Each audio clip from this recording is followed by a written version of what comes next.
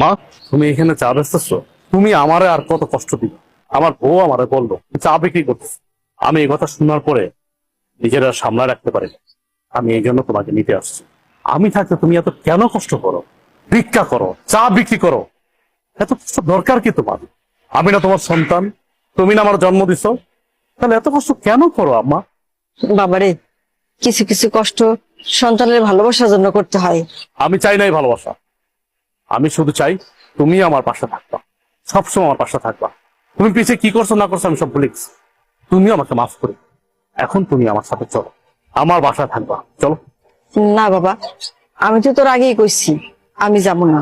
আমি চাই না তোর সংসারে অশান্তি হোক, তোরা ভালো থাক, এটাই আমি চাই। তুমি এটা কেমন কথা বলতেছো? আমার সংসারে অশান্তি? আমি যেদিন থেকে আমার বউরে বিয়ে করছি সেদিন থেকে তো আমার জীবন অশান্তি শুরু হয়ে গেছে। তুমি আর নতুন করে কি অশান্তি শুরু করবা?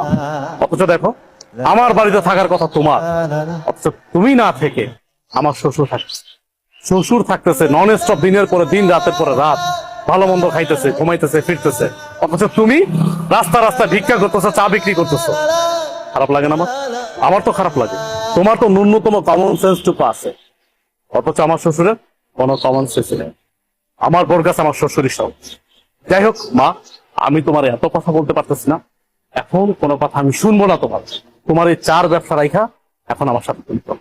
চলো, এখন থেকে তুমি এই বাড়িতেই থাকবা। তুমি এত কিছুর পরেও সেই তোমার মাকে বাড়িতে নিয়ে এসছো, আমাকে তোয়াক্কা করে তুমি তোমার মাকে নিয়ে আসছো। তোমাকে কি তোয়াক্কা করবো? কি তোয়াক্কা করবো তোমাকে? আমি এই সংসারটা চালাই, আমি ইনকাম করি, আমি পাঁচতলায় বসে এসির বাতাস খাবো, আর আমার মা রাস্তা রাস্তা চা বিক্রি করবে, ভিক্ষা করবে, সে গাছের নিচে থাকবে। দেখো, এই সংসারটা আমার, এই সংসারটা আমি মেনটেন করি, তাই আমি যা বলবো তাই হবে। আমি তোমার মাকে নিয়ে থাকবো না এই বাড়িতে।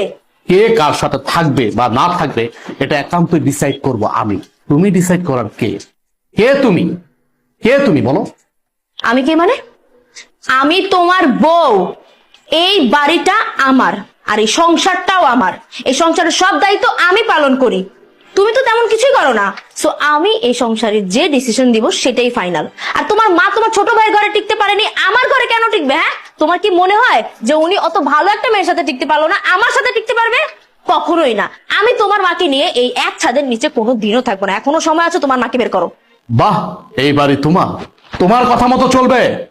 এই বাড়ি আমার, আমি আমার টাকায় কিনেছি, পরিশ্রমের টাকা দিয়ে কিনেছি। আর চাকরিটা করতেছি পরিশ্রম করে, কিন্তু চাকরি করে টাকা উপার্জন করি। হ্যাঁ মানলাম, তোমার বাবা আমাকে চাকরি দিয়েছে, সে অনেক সহযোগিতা করছে, আমি প্রয়োজনে তার টাকা দিয়ে দেব। কিন্তু তুমি কোনো কথা বলবা না আমার মার বিষয়ে। আমি বাইচা থাকতে তোমার মা এই বাড়িতে থাকতে পারবে না, তাহলে তোমার সাথে আমার সংসার টিকবে না। কি হয়েছে মা, এত চিল্লাচিল্লি করছিস কেন?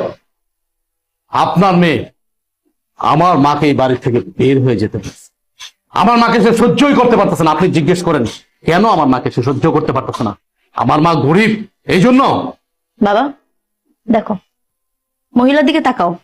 এই সেই মহিলা যে কিছুক্ষণ আগে আমাদের কাছে চা বিক্রি করেছিল। আর উনি আমাদের কাছ থেকে টাকা কেন নেয়নি জানো? কারণ উনি আমার আদরের শাশুড়ি, আমার এই হাজবেন্ডের একমাত্র মা, ফকিন্নি মা, যার কারণে আমাদের কাছ থেকে টাকাটা তখন নেয়নি সে।